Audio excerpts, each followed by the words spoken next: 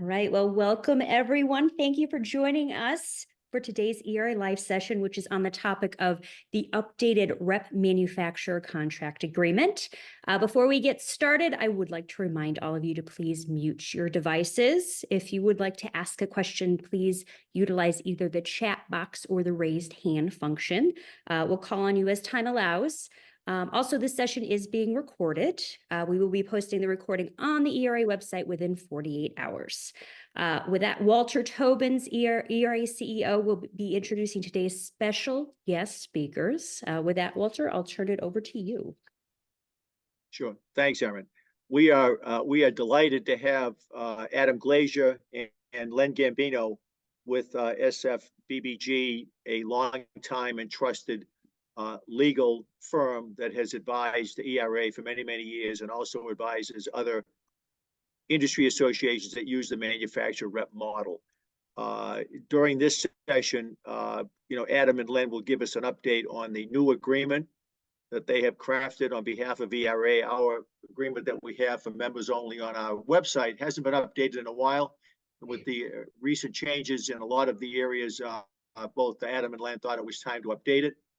After this call, we will be posting the new updated agreement on our website in the next week or so, so look for that. So we really appreciate the time of both Adam and Len. So without further ado, I'm going to turn it over to Adam and Len. Take it away. Thanks very much, Walter. Thank you, Aaron. It's good to be back with ERA. It's good to see everybody again. We not only represent ERA, we represent many of the sales reps, many of the folks who are joining the call today. So it's nice to see a good turnout for this conference. The topic is surprisingly timely because there have been some developments. There have been some points of law that have arisen. Some folks that raised a lot of these issues with us very recently when we were together in Austin for the conference. We got a lot of questions about contract terms and about whether these best practices, best terms were reflected in the ERA agreement that's on the website. And it did lead us to put all this together and to think that it had been too many years since that agreement had been updated. So we did set around to looking at it, and Len and I spent some time trying to make it current. Now, the agreement, as we'll get into, is intended to be a negotiation piece. It's not supposed to be the final version. Nobody should print out the agreement from the ERA website, which you only have access to, of course, if your dues are paid up. But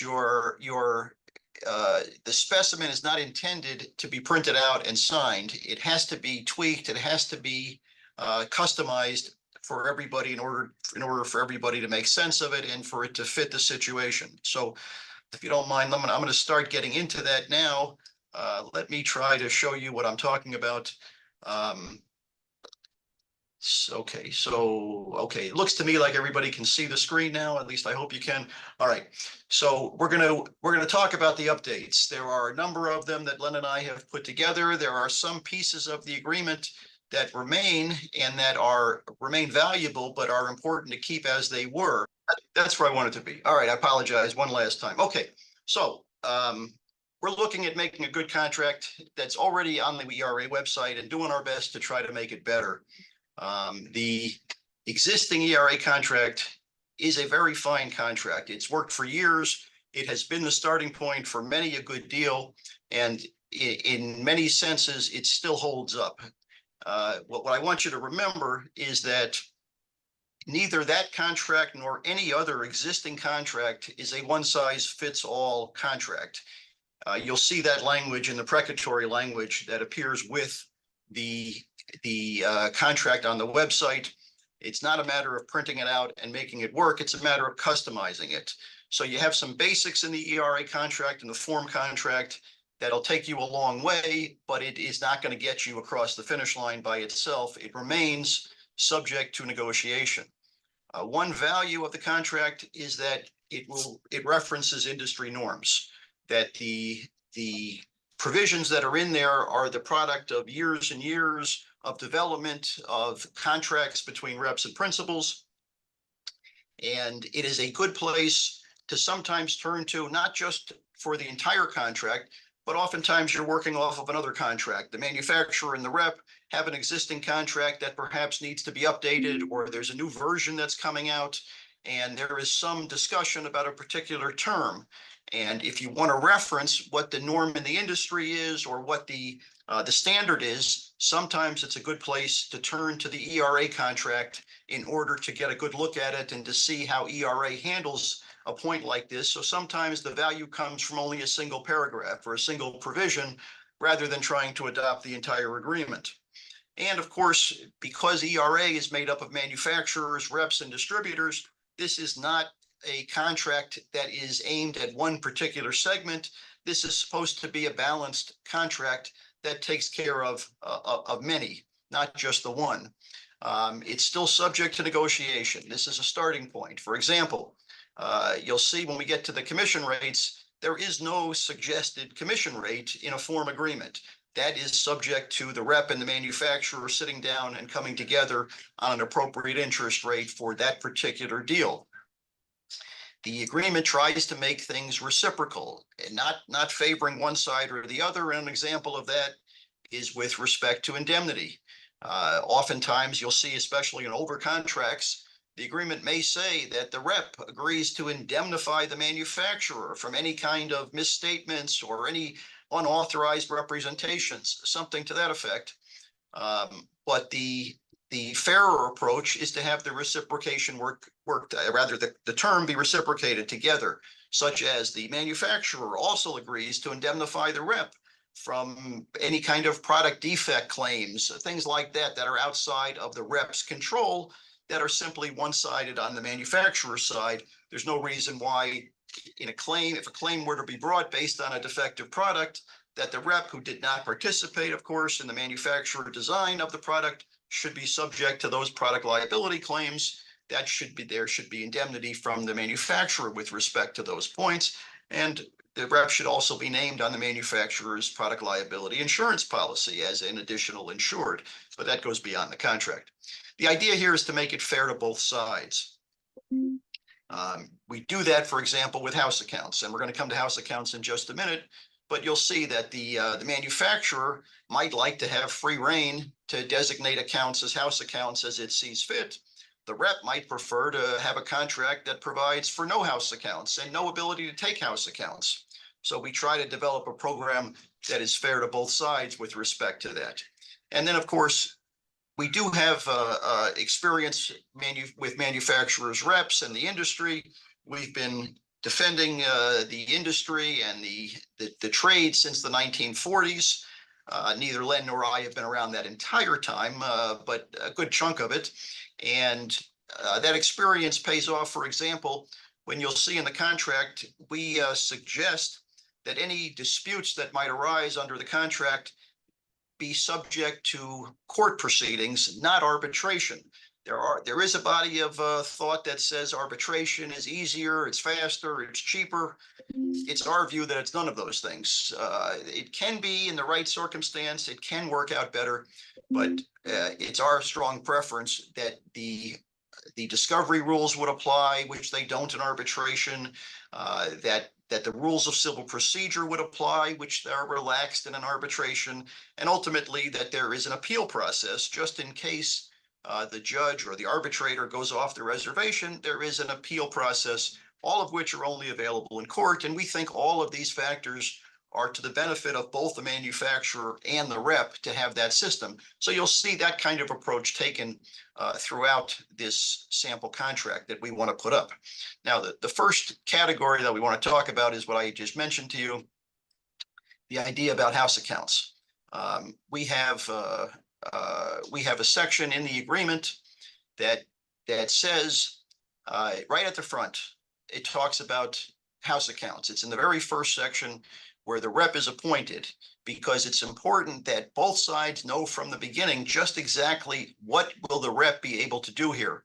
Will the rep be able to go out and try and build up as much business, not only from the number of accounts, but from the volume from the existing accounts? Or is the rep going to be nervous the whole time that if he's too successful, if the business is built up too strong, that there's a likelihood that the account will be taken away and designated a house account. So that has to be covered up front. And you'll see right in the beginning, it says that the rep shall at all times have the exclusive right to solicit and promote products in the territory. And then we have in brackets here, because if there are going to be house accounts, and there don't always have to be house accounts, it's perfectly okay to agree on a contract where that bracket does not appear, because there will be no house accounts.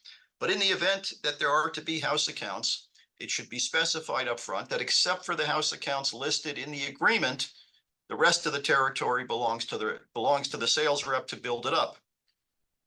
Now, the way I mentioned earlier in terms of why this is a compromise approach is because many a heavy-handed rep contract will say that the manufacturer can designate any account as a house account at any point during the contract, perhaps on 30 days notice to the rep.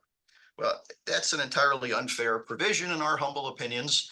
It takes away the sales rep who may have worked very hard to build up this account. And all of a sudden, if the account is taken away, it may not even be a favorable or a sustainable economic relationship without the benefit of that account. So what the modified agreement says is that these accounts can only be taken away if the rep is compensated for the loss of that account, meaning you have to get consent. Just like the whole contract has to be a negotiated agreement, there has to be consent by both sides. Here too, there would have to be consent by the rep, and that rep is typically going to provide consent if it's fair, if there is an arrangement that makes sense to him. So what kind of arrangement might make sense to a sales rep in a situation like that? Many of you know my partner, Len Gambino, who's with us today. Len is usually the attorney at the firm who will get involved in drafting or revising or updating your individual contracts. When any of you call the firm, you're probably talking to Len if the issue involves contracts. So Len, why don't you tell us, what kind of compensation would be appropriate in a situation like this if a manufacturer wants to take away an account? All right, well, that would depend in part on what kind of compensation is paid to the rep upon the termination of the agreement, what the post-termination commissions might be.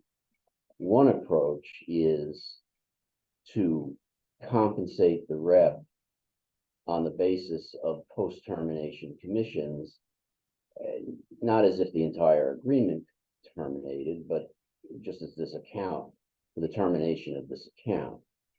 Now that works only when we get to the provisions about post-termination commissions, and if those are fair to the rep. So there's a couple of different ways to go here. One is Adam's approach, which is essentially makes it a negotiation. To the extent that post-termination commissions are favorable to the rep might say, we might agree in this provision that the manufacturer will compensate the rep in accordance with the post-termination provisions for the loss of that particular customer. Okay, so that again, what we're talking about here is this contract is not a final version. This is not something to be printed out and signed.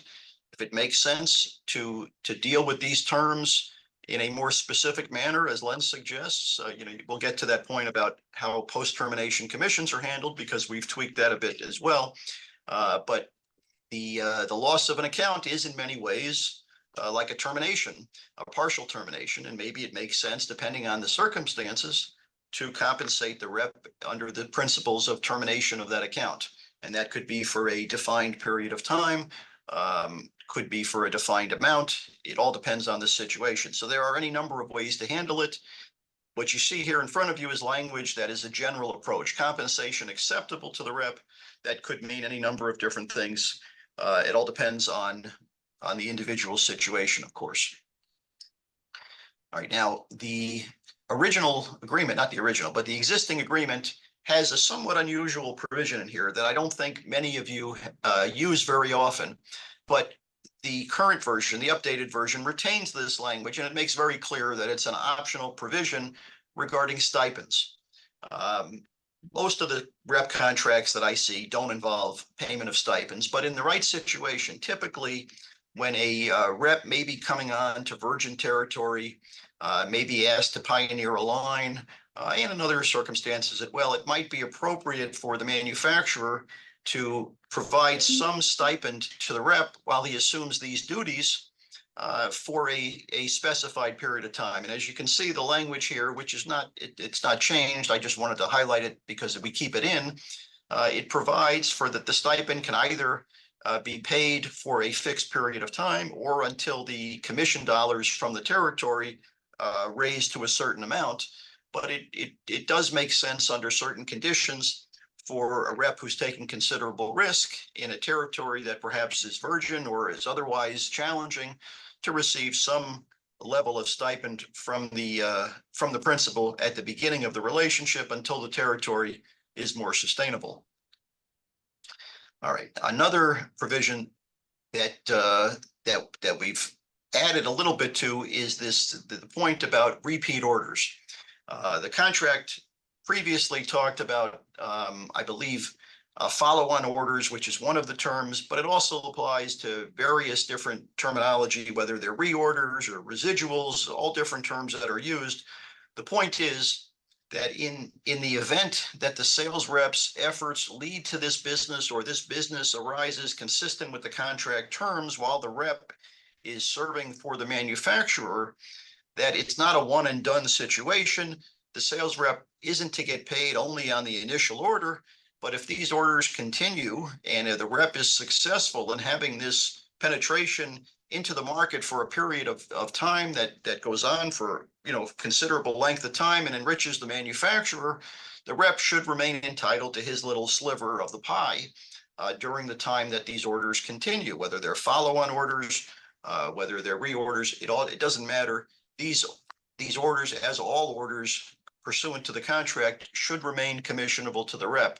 Now, I have seen language that's used in certain contracts where there is a sliding scale paid on the commissions depending on how long the sales are made or the volume of the sales. And all of that is, of course, subject to negotiation. But the concept is that repeat orders should remain commissionable just as the original orders do. And this again ties back to the post-termination commissions, not just the commissions during the term, but where this becomes particularly important is in post-termination commissions, because the broad definition of order allows the rep, and particularly, you know, reps who are ERA members, the sales cycle can be very long. You could have put years into designing in a product. The product will have a life of several years. The rep should be getting commissions for the life of that product. The broad definition of order assures that. Now, as Adam pointed out, you know, perhaps sometimes a sliding scale is important if, you know, the future rep needs to be involved in servicing that business. But it would be very unfair to treat an order as merely being a purchase order, right? Because now the reps put years of work into developing a stream of business for the manufacturer. The contract ends and the commission stream goes away, except for those POs that are happen to be on the books.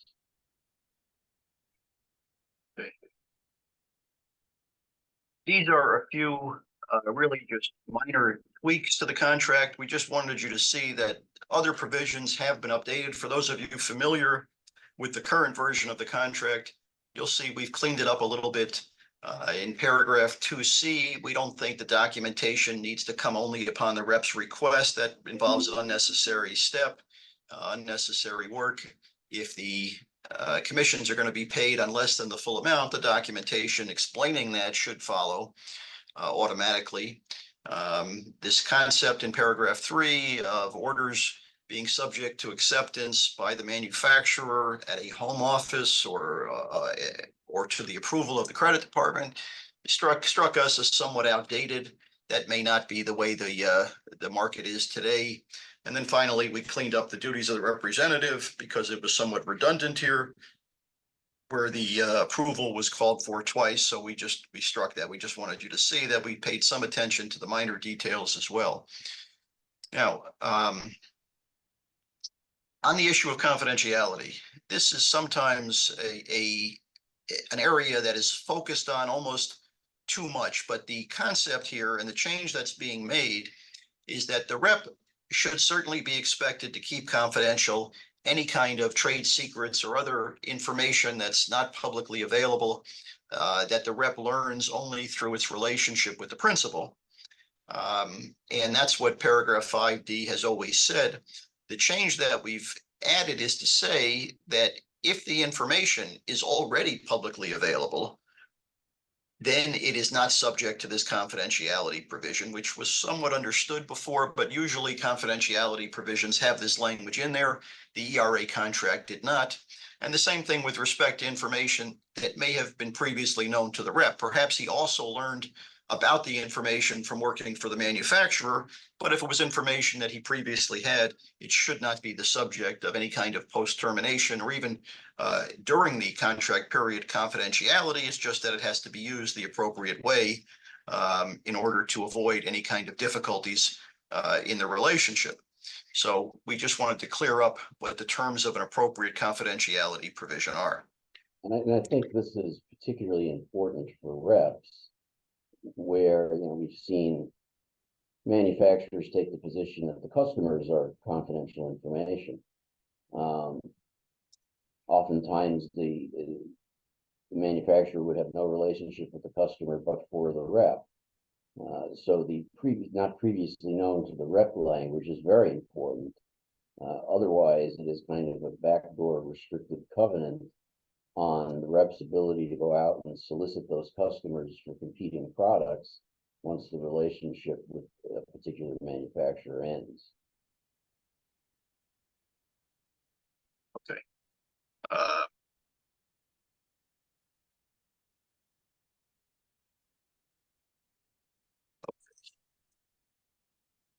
So as I try to get fancy here, Adam, we have a question on that topic from David. Hang on a second.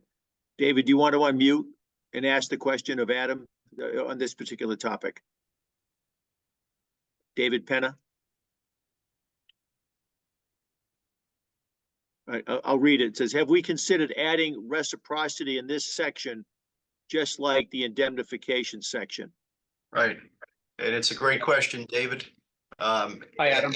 How are you? Good to hear you, David. You as Hope well. everything's going well down in Florida. The question is a great question.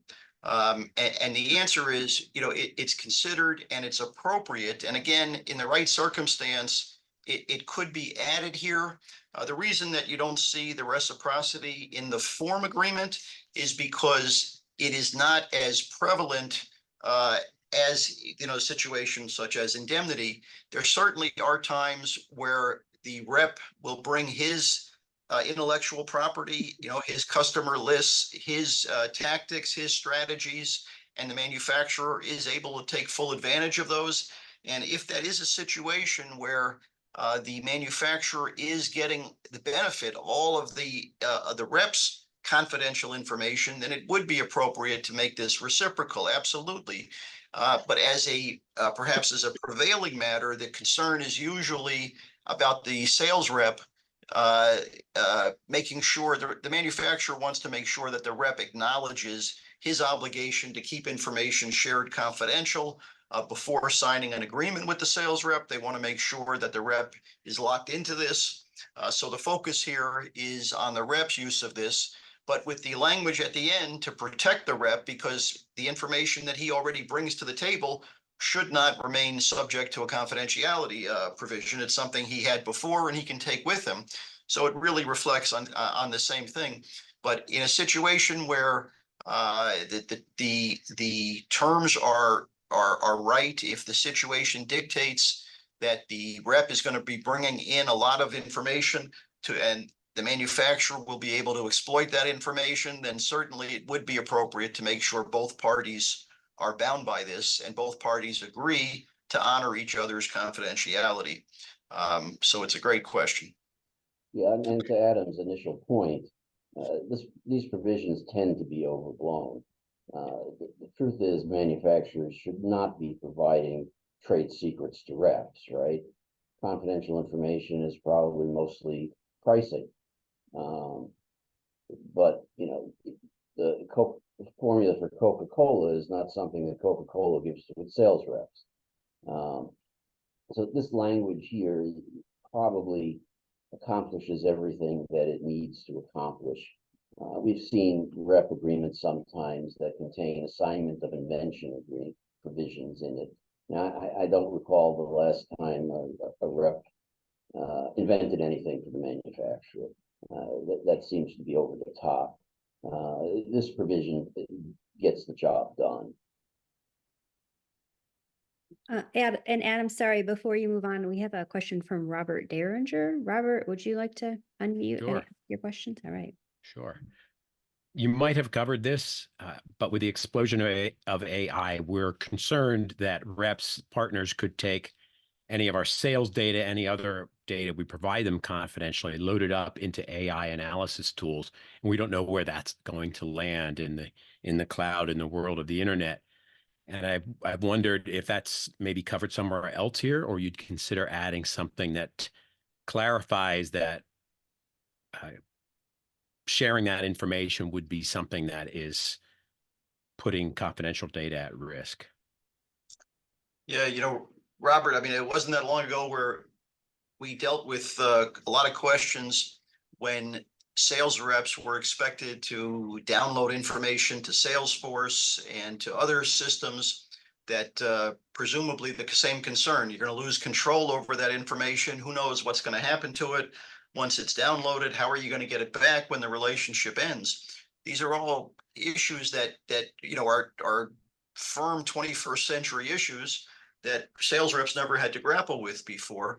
You know, the subject of how AI is going to affect sales reps, you know, just like with many other professions, is somewhat beyond today's program. It's a huge topic. It's one that ERA can choose to look at and to approach from any number of different perspectives. You won't find any AI language per se in the current version of the agreement.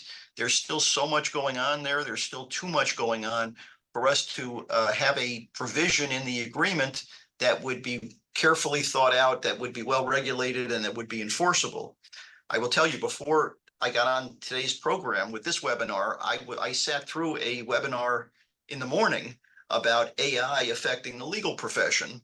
And there are many of the same issues, many of the same concerns with respect to lawyers and client confidentiality and so forth. And there were a lot of good questions, and there were very few answers coming out of the program I attended. So I don't have many more good answers to the subject matter today, except that it is, I think, a program that is worthy of further study by ERA, and perhaps something that could be the subject of some discussion at next year's ERA conference even. But the impact that AI is continuing to have, not just on reps, but throughout the entire industry, is something that certainly deserves a lot more attention. I thank you for raising that, but I can't promise you that I'm going to come to a topic that deals with that any better than the subject of confidentiality here in the most general sense. Okay, Len, very well. anything else on Thank you for commenting. No, I honestly don't have anything to add to that. Okay. All right. Well, it's, as I say, it's a very important issue. Okay. There is an obligation. There are sections in the agreement that impose duties on the sales rep and impose duties on the manufacturer. The subject of communications, which is, you know, something I know, you know, in a way Robert's talking about as well, but this is a very important part of the agreement to make sure that everything is shared, that there aren't any confidential communications between the principal and the customer that exclude the sales rep. The current version of the contract already calls for the manufacturer to share purchase orders and other sales data, but this is a provision that is being added to suggest that correspondence that deals with, the products, that deals with the relationship in the territory should also be shared. There shouldn't be anything that takes place that the rep isn't either copied on with a CC or with a BC, or is sent later so that the rep isn't excluded from all of this and then is somehow behind the 8 ball when it comes to keeping up with what the customer expects based on conversations that the rep was excluded from. So we are also adding a section providing that communications should likewise be shared. Now, a fairly significant topic in 2024 is the subject of independent contractor status. The sales rep agreement provides in various places, in various language, that the sales rep is to remain an independent contractor.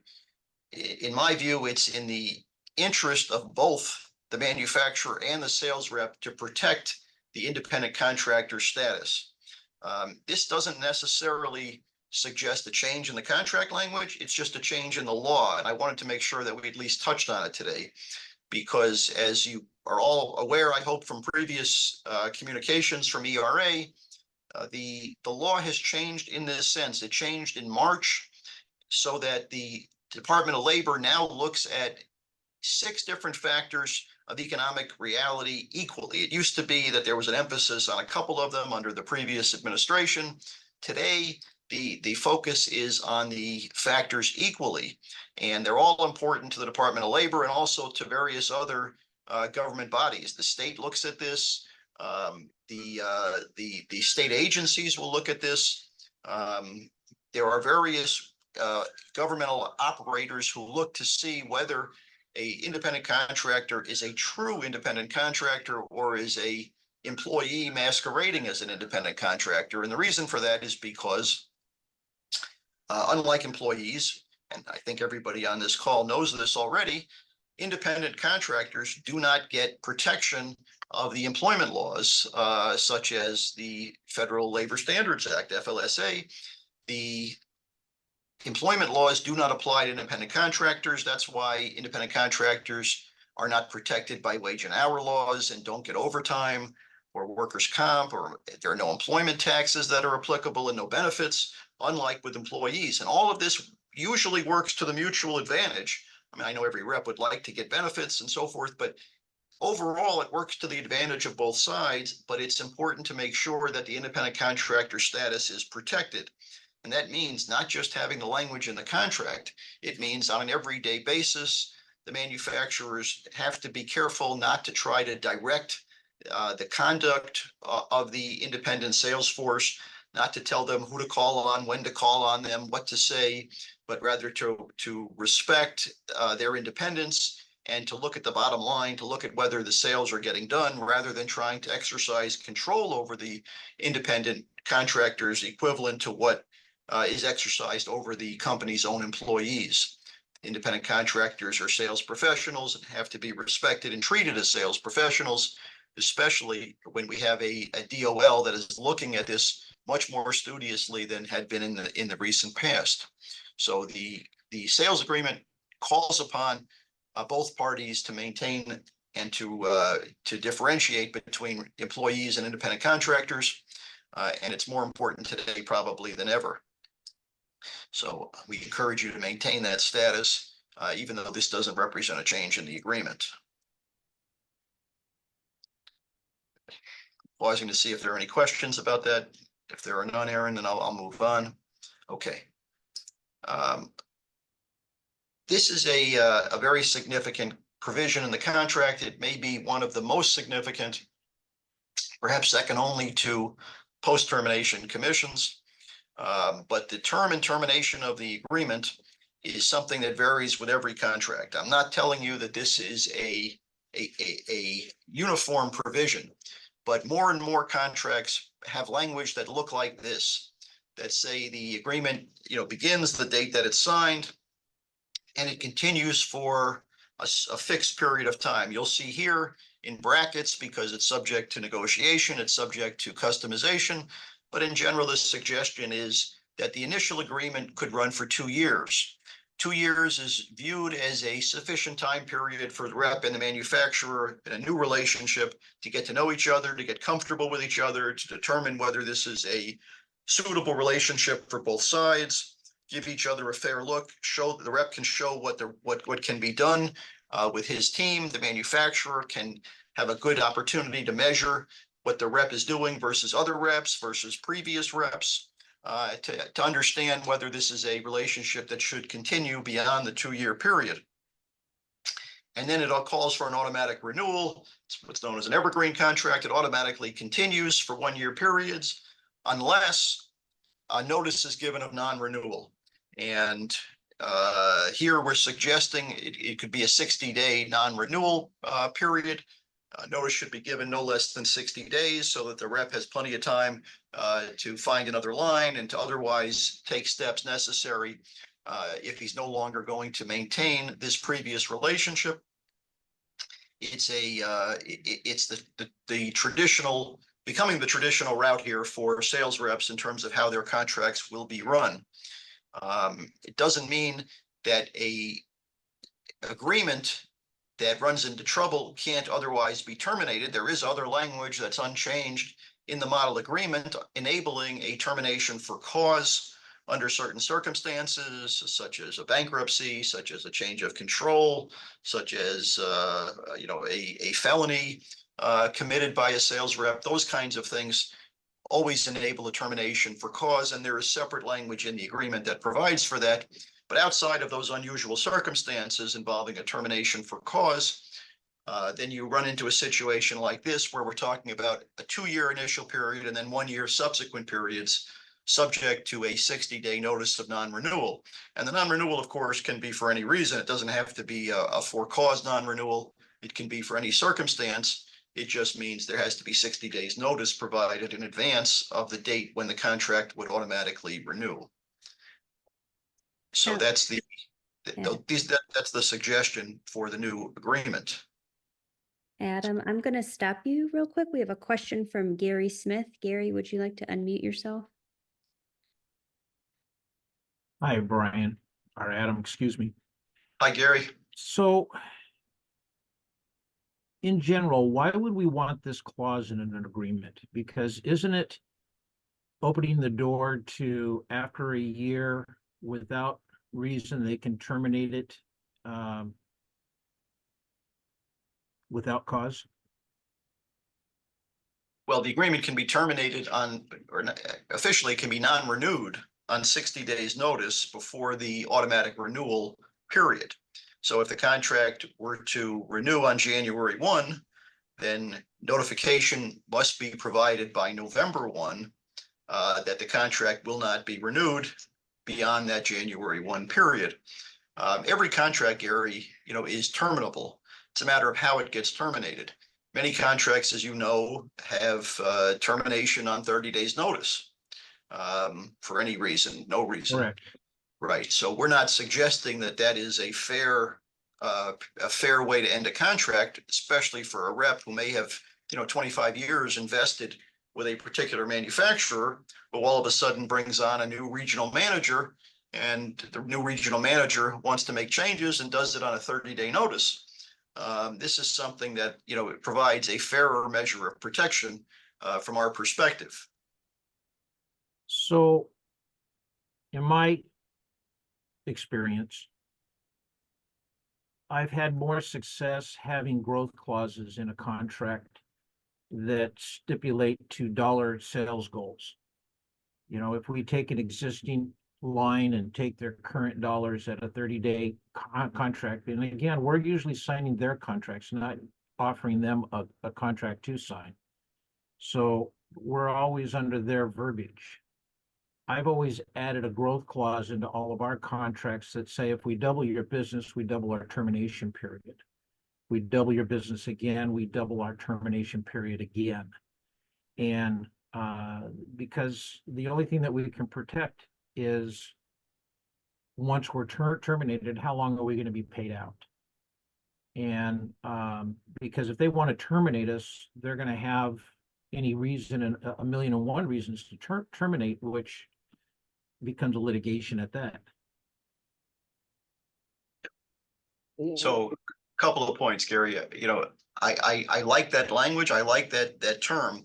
But what you got to remember is this is a form agreement. And that means that you may have a new representative who's taking on a line for the first time, maybe even a virgin line, and is going to sign a form agreement with a manufacturer, perhaps even a startup manufacturer that doesn't have an existing contract, and that both sides, they may therefore want to use the industry contract that is supposed to be the ERA agreement. And in that situation, it may not work for the rep, or it may not be practical for the rep to think that in a short period of time, he's going to be successful in doubling the sales in the territory, or tripling the sales. And besides, a sales rep who does do that, I mean, if he starts out the way most rep agreements do, with a 30-day post-termination period, it would take a long time to get up to what could be an 11-month right to post-termination, or 11-month period where he can't be terminated. So your situation works for you, and I applaud you for getting that into the agreement, but it doesn't mean that that's going to reflect an industry standard necessarily. It means you've worked hard, you've had success, and you've earned the right to have a provision like that in your rep agreement. But in terms of a starting point, that language probably won't work for a lot of manufacturers or reps as a starting point. Doesn't mean it can't be added, it can't be customized. As you've heard me say many times already, all of these provisions can be changed and should be changed to fit the individual circumstance.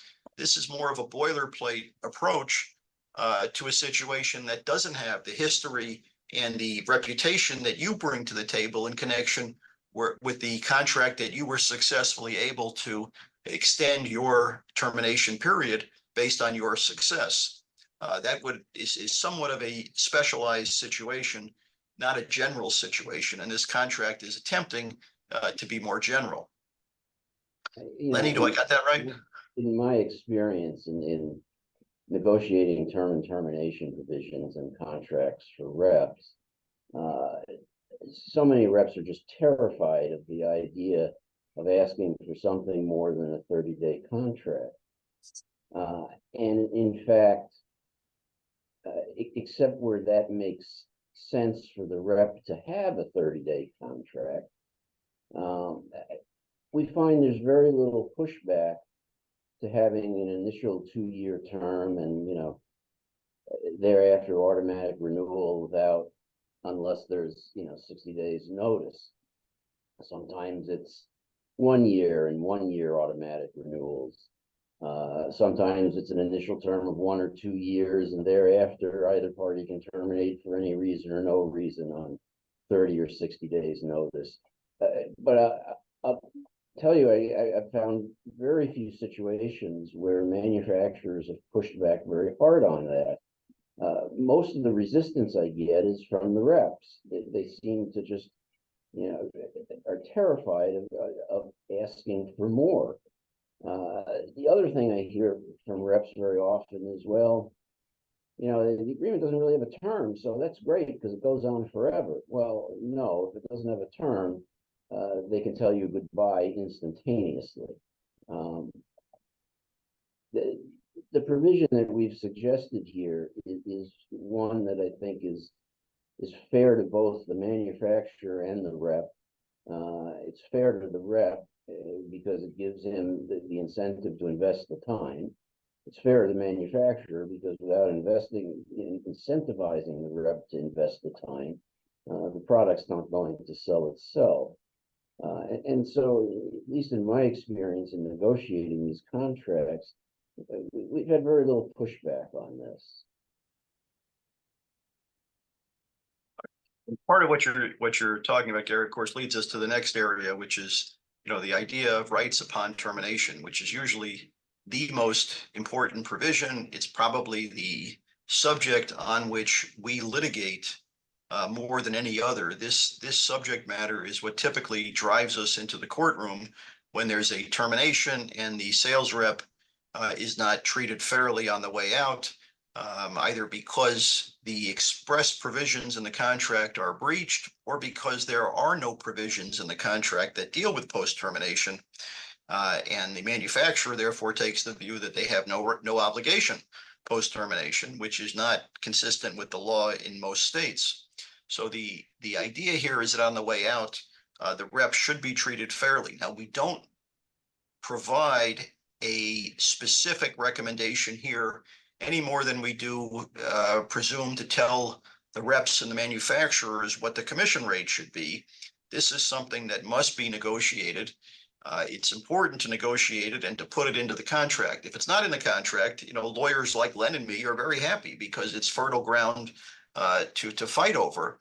And we have plenty of cases like that where we bring these claims because of contracts that are either don't cover this or don't cover it firmly enough.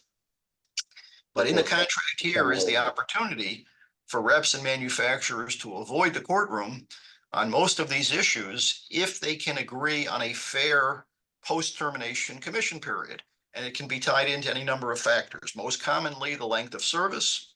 As you heard from Gary, it might be the financial success that the sales rep has achieved over the years. It could change every year. It could be extended every year. It could be a sliding scale in terms of how long this is going to run. But it should be expressly set out in the contract, assuming the parties can agree on something up front. Nobody wants to talk about post-termination at the start of a relationship, of course, but that's what contracts are for, to cover every eventuality. And since most rep principal agreements will end at some point, it's important to try to agree on this up front. There are all kinds of different approaches. I'm sure every rep on the call today has contract language with different terms covering how the rep is treated upon termination.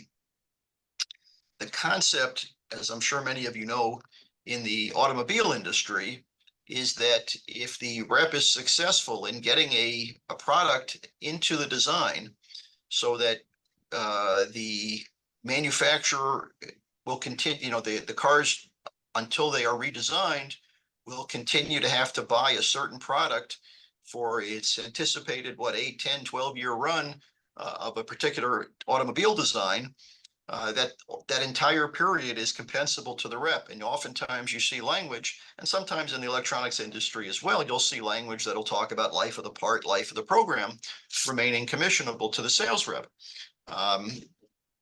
Alternative to that is to specify in the agreement up front just how long that's going to run, whether it's going to be a 12-month period, a 36-month period, whether it's going to be tied into length of service, whether it's a sliding scale.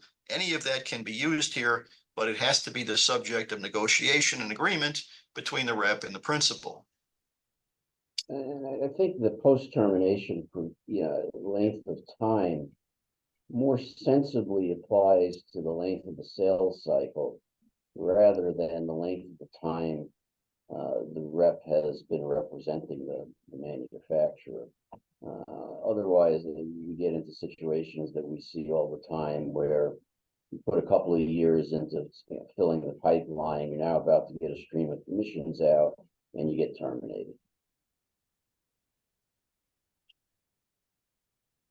Okay. We're going to keep going. This is a provision that we have changed that, again, it doesn't mean that this is the only way or the correct way to do it.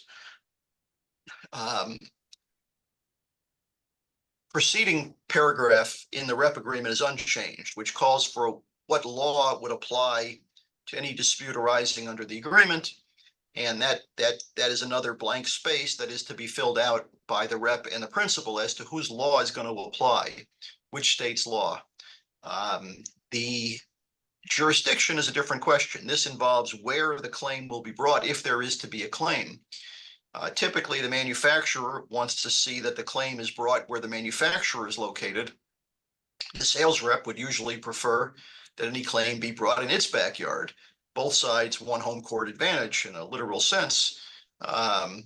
If there is a dispute, this language suggests that the appropriate location for any dispute, any courtroom, is in either jurisdiction, where either the company or the sales rep maintains its principal place of business. That's some little bit of legalese in there, but the idea is that either venue is appropriate, and neither side necessarily commands the home court. It involves, again, trying to compromise the interests of both sides. Now, this is an area where really, you know, reps and manufacturers need to reach out to legal counsel, though, because there are sales rep statutes that dictate the law governing and the location for jurisdiction and venue. The state of Washington, for example, was recently negotiating a contract for a rep in the state of Washington. The principal was in Texas. Principal, of course, wanted Texas law, but the Washington statute says governing law and jurisdiction and venue are going to be in the state of Washington. The manufacturer could have insisted on choice of law and jurisdiction and venue in Texas, and the only thing they would have is an agreement with an unenforceable provision in it.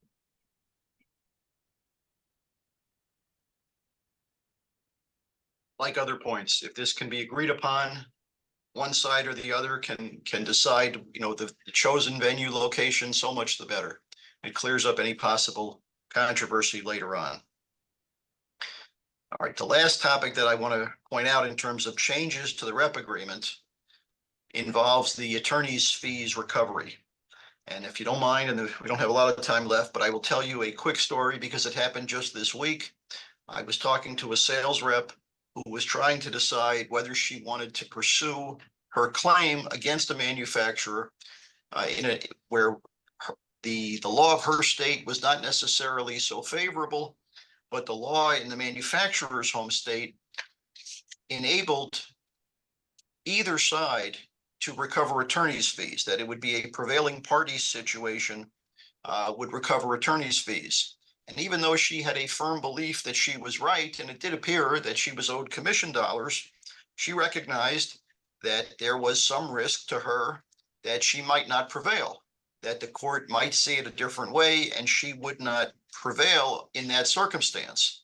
As a result, I believe she is going to decide to forego pursuing her right to get fairly paid, not because she doesn't believe she would win, not because she's not entitled to sufficient dollars, but just in case the court were to see it the other way, she would be on the hook not only for my very reasonable attorney's fees, but for the outlandish attorney's fees that the manufacturer's attorney would charge. And that would be a situation where it's a strong disincentive to pursue the case.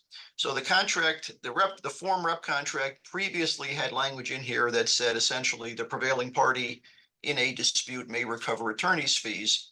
We are taking it out of the current version. There are sections in sales rep statutes that enable a sales rep who is successful to obtain attorney's fees. Some of the rep statutes provide for prevailing party language. Some say nothing about it. But rather than provide that kind of additional incentive where the rep has to worry under the contract about paying the other side's fees, even though it obviously would encourage sales reps with claims who are worried about paying their own fees to pursue them if they had the chance to recover fees contractually. We made the considered judgment to remove this provision and enable reps who have claims under the statute to seek to recover fees under the statute, rather than leave it in and allow the risk of reps having to pay the other side's fees if they are not successful in their claim. We don't want to take away the ability of the rep to go forward and pursue claims if he or she chooses to do so. This doesn't mean that this is the only way to go. Certainly in the course of negotiating a deal, if the rep feels that this is a provision that they want in there, it can be added. Recovery of fees under the contract, it can be added. In the right cases, it should be added. But as a form, we're taking it out, at least from this year's version, and we'll keep track of this and see whether it ought to be put back in again in the next time we modify the agreement. You know, I know not everybody feels this is the right move. I respect that. But it seems to me that for these purposes, reps can rely on the statutes rather than on the contract. All right, I know we're running short of time. Those are the changes that I wanted to focus on with respect to the new agreement. But certainly those who have time and want to stay on and ask additional questions, Len and I are going to stay on as well. I thank you all for listening, for hopefully understanding that this contract represents a new edition, an improved edition, and we look forward to answering any other questions that we haven't already taken.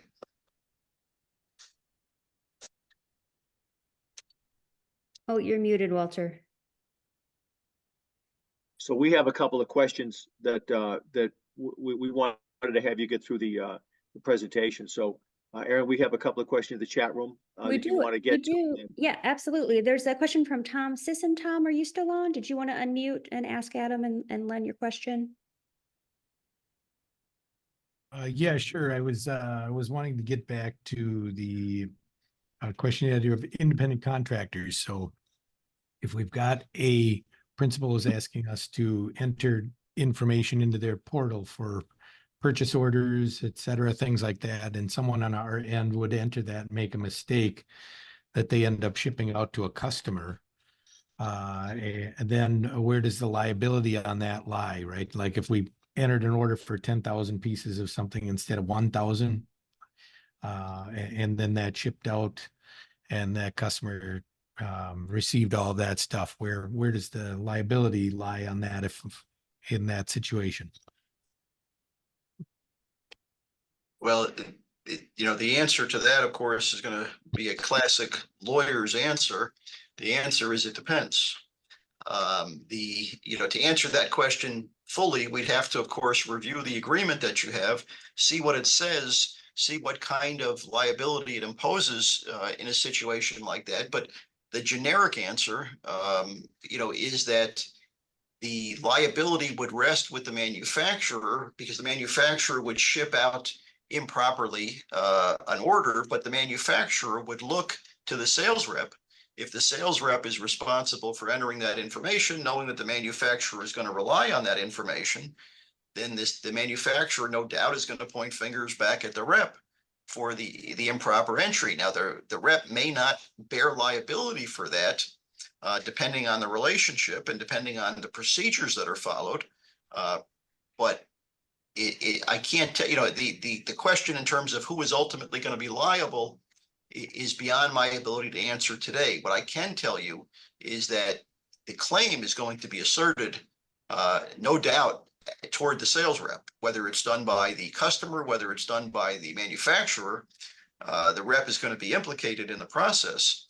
And if there's litigation, then unless there's language that protects the sales rep in that situation, then the sales rep will get implicated in the litigation. It doesn't mean that a judgment will come back against the sales rep. The rep may have defenses.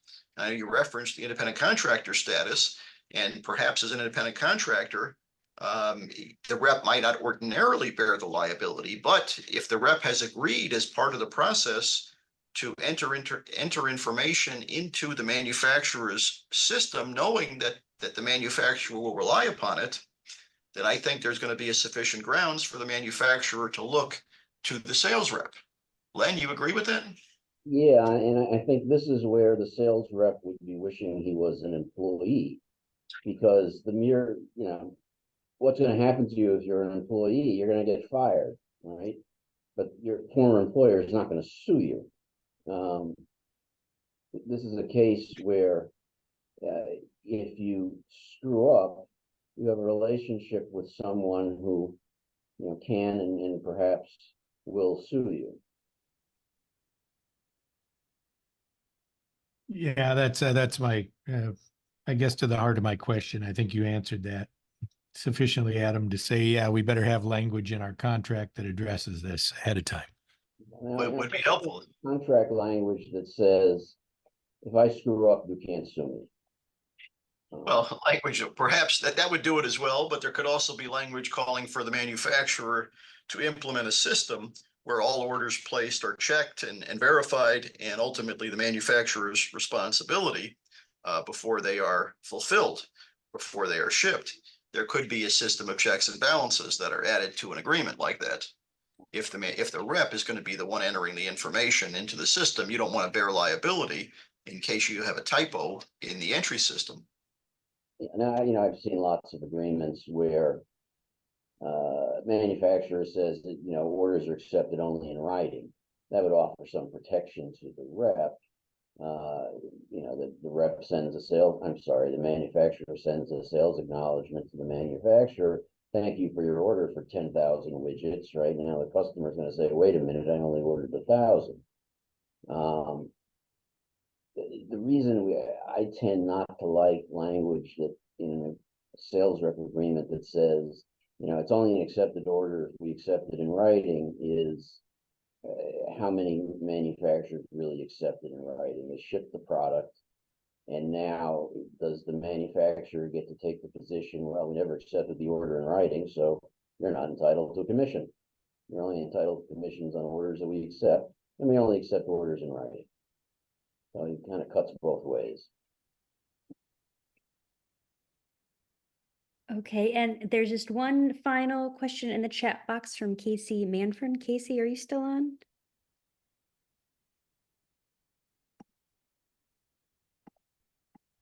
I don't believe so.